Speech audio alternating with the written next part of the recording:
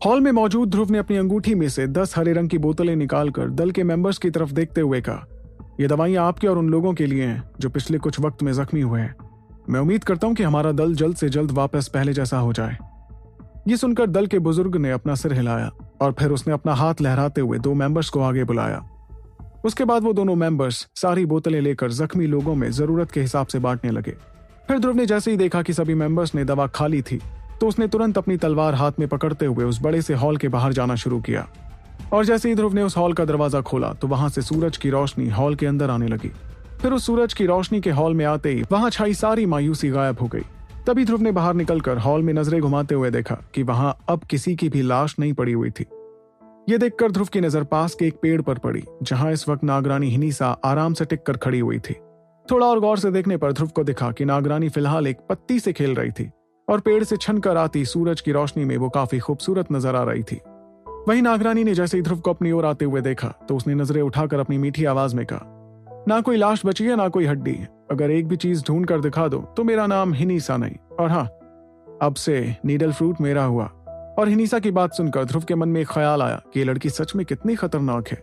ये कहकर ध्रुव ने पलट कर देखा कि दल के बहुत से मेंबर्स हॉल से बाहर आ रहे थे और सभी के चेहरों पर एक अजीब सी हैरानी थी, क्योंकि कुछ पल पहले हॉल में ढेर सारी लाशें दिख रही थीं।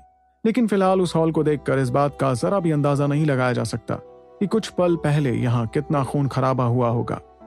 शौर्य दल के सभी मेंबर्स इस वक्त हैरत में पड़ गए थे और तीसरे बुजुर्ग इस बारे में बात करने ही वाले थे कि अचानक उनकी नजर हिनीसा पर पड़ी। फिर हिनीसा को देखते ही उन्होंने अपने लफ्ज निगल लिए, क्योंकि हिनीसा के खौफ से वो कुछ कहना भी नहीं चाह रहे थे। तभी ध्रुव ने अपने दल के मेंबर्स को भरोसा दिलाते हुए कहा, आज के बाद मैसेडोरिया शहर में ना तो लश्कार दल होगा और ना ही आमिश दल। अब ये शहर सिर्फ और सिर्फ शौर्य दल के लोगों के लिए होगा। ये कहकर अचानक से ध्रुव के दिमाग में ख्याल आया और उसने तुरंत सबसे बड़े बुजुर्ग की तरफ देखते हुए कहा, जरा मुझे एक बात बताइए कि दल के बाकी मेंबर्स कहां पर हैं? कहीं ऐसा तो नहीं कि शौर्य दल में अब सिर्फ इतने ही मेंबर्स बचे हुए हैं? इस पर सबसे बड़े बुजुर्ग ने मुस्कुराकर ध्रुव को समझाते हुए कहा, फिक्र मत करो ध्रुव, अगर शौर्य दल में सिर्फ इतने ही लोग बचे होते तो मैं मरकर अपने पूर्वजों को क्या मुंह दिखाता। मैं पहले ही समझ गया था कि हमारी मुश्किल का फायदा उठाकर बाकी दल हम पर हावी होना चाहेंगे, इसलिए मैंने दल के ज्यादातर लोगों को पहले ही पहाड़ी के पीछे भेज दिया था और उसमें बहुत से ताकतवर लोग भी शामिल हैं जो सभी की रक्षा करने के लिए मौजूद हैं। ये सुनते ही ध्रुव ने फिक्र छोड़कर एक राहत की सांस ली। उसके बाद उसने दल के मेंबर्स की तरफ नजरें घुमाई जहां उसे एक लड़की दिखाई दी। उस लड़की की आंखों में इस वक्त ध्रुव के लिए इतनी इज्जत दिखाई दे रही थी कि वो ध्रुव के लिए अपनी जान तक देने के लिए राजी हो जाती। तभी ध्रुव ने अपना हाथ हिलाकर उस लड़की को अपने पास बुलाते हुए कहा, रूबी प्लीज मेरा एक काम कर दो, जाकर पहाड़ी के पीछे छिपे सारे मेंबर्स को यहाँ लेकर आओ। उनसे कहना कि ध्रुव वापस आ गया है, अब शौर्य दल का कोई बाल भी बांका नहीं कर सकता। और ध्रुव की बात सुनते ही रूबी ने मुस्कुराते हुए अपना सिर हिलाया, जिसके बाद वो खुशी में उछलते कूदते पहाड़ी की तरफ जाने लगी। वो इस वक्त बहुत ज्यादा खुश थी, क्योंकि जिस ध्रुव के बारे में उसने इतना कुछ सुन रखा था वो हकीकत में इतना काबिल था कि अकेले ही शौर्य दल को ऐसी मुसीबत से बाहर ले आया। वहीं रूबी के वहां से जाने के बाद ध्रुव ने आह भरते हुए सबसे बड़े बुजुर्ग की तरफ नजरें घुमाई। महादक्ष बुजुर्ग, अब मुझे शुरुआत से बताइए कि आखिर यहाँ पर हुआ क्या, और मुझे छोटी सी छोटी चीज भी बताइएगा।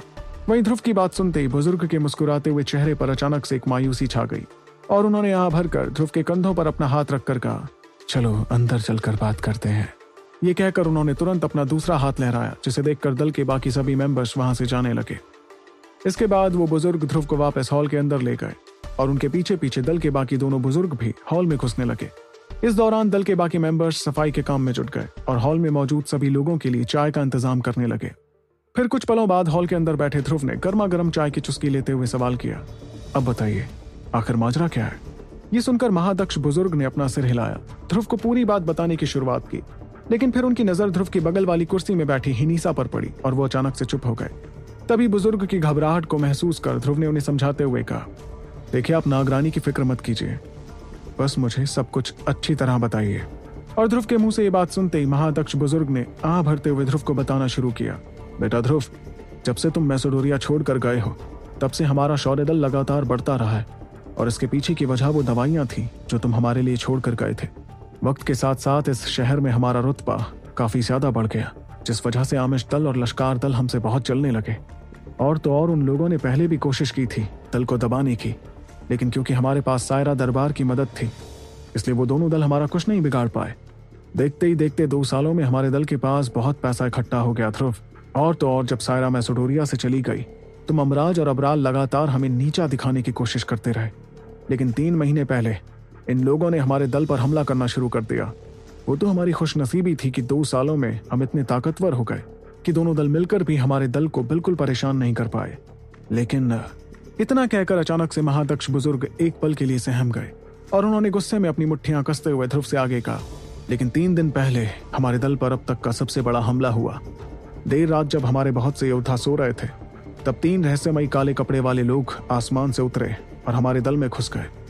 और वैसे तो तीनों ने दल के किसी मेंबर को चोट नहीं पहुंचाई, लेकिन उन्होंने हमारे दल की बहुत सी इमारतें तहस नहस कर दी। इस बात से अरेंद्र बहुत नाराज हुआ और फिर वो दल के ताकतवर मेंबर्स के साथ तीनों रहस्यमयी लोगों से मुकाबला करने गया। उस वक्त उसके साथ हम 3 बुजुर्ग भी मौजूद थे, लेकिन बदकिस्मती से वो तीनों रहस्यमयी इंसान बहुत ज्यादा ताकतवर थे, जिस वजह से उनके लीडर के एक ही हमले से हम सभी बहुत जख्मी हो गए।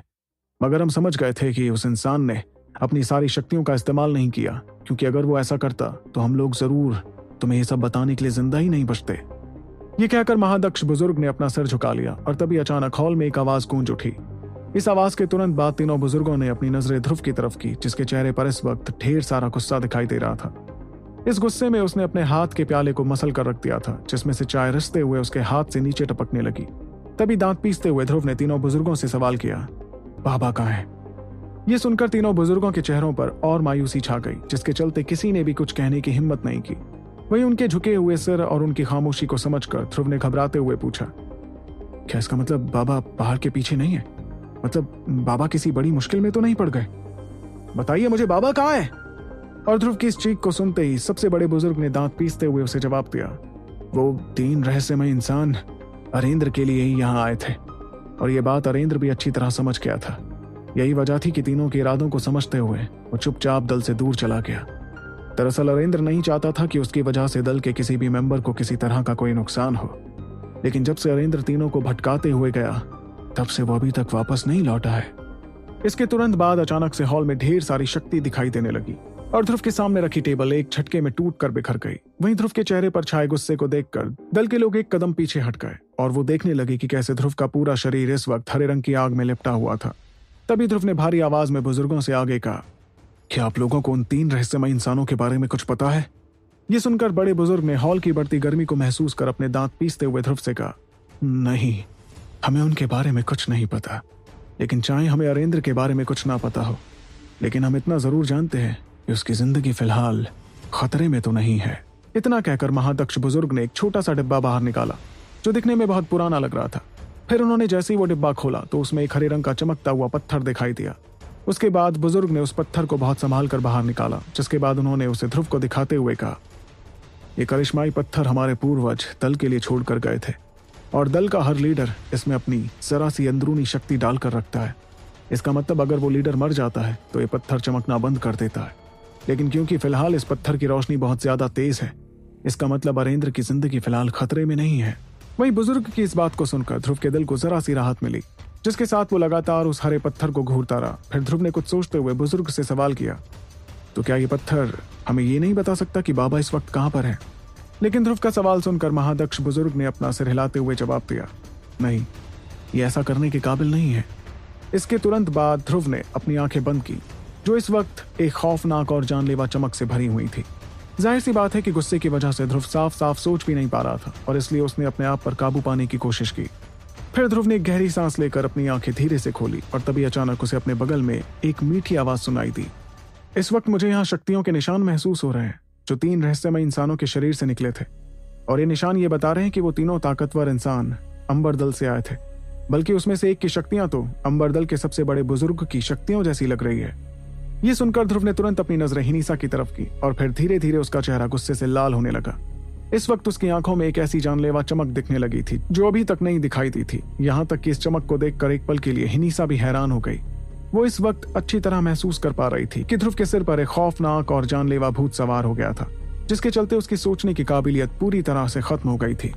तभी ध्रुव ने गुस्से में अपने दांत पीसते हुए ऐलान किया, इस बार ओलाफ को मरना होगा और अगर मुझे ऐसा करने से किसी ने रोका तो उसे भी अपनी जान की कुर्बानी देनी होगी। वहीं ध्रुव की आवाज में गूंजते खौफनाक एहसास को महसूस कर हॉल में मौजूद हर कोई दंग रह गया। वो लोग देख रहे थे कि ध्रुव इस वक्त किसी दरिंदे की तरह दिखने लगा था, जिसे समझाने की हिम्मत किसी में भी नहीं थी। फिर एक पल बाद सबसे बड़े बुजुर्ग ने थोड़ी हिम्मत जुटाकर घबराहट में ध्रुव से सवाल किया, ध्रुव, क्या इसका मतलब वो 3 रहस्यमय इंसान अंबर दल से थे? और महादक्ष बुजुर्ग की बात सुनकर ध्रुव ने एक गहरी सांस लेते हुए अपने गुस्से को थोड़ा शांत किया। फिर जैसे ही उसकी दिल की धड़कनें धीमी होने लगी तो उसने बुजुर्ग की तरफ देखकर उन्हें जवाब दिया, हिनीसा ने ओलाफ की शक्तियां पहले भी महसूस की हैं, इसलिए उसका ये कहना झूठ नहीं हो सकता। मुझे इस बारे में तो नागरानी पर पूरा यकीन है। और तो और ये कोई इत्तेफाक नहीं है कि शौर्य दल पर इतना खतरनाक हमला तब हुआ जब मैं अंबर दल से वापस लौट रहा था। इसलिए मैं जानता हूं कि जरूर इस हमले के पीछे अंबर दल का ही हाथ है।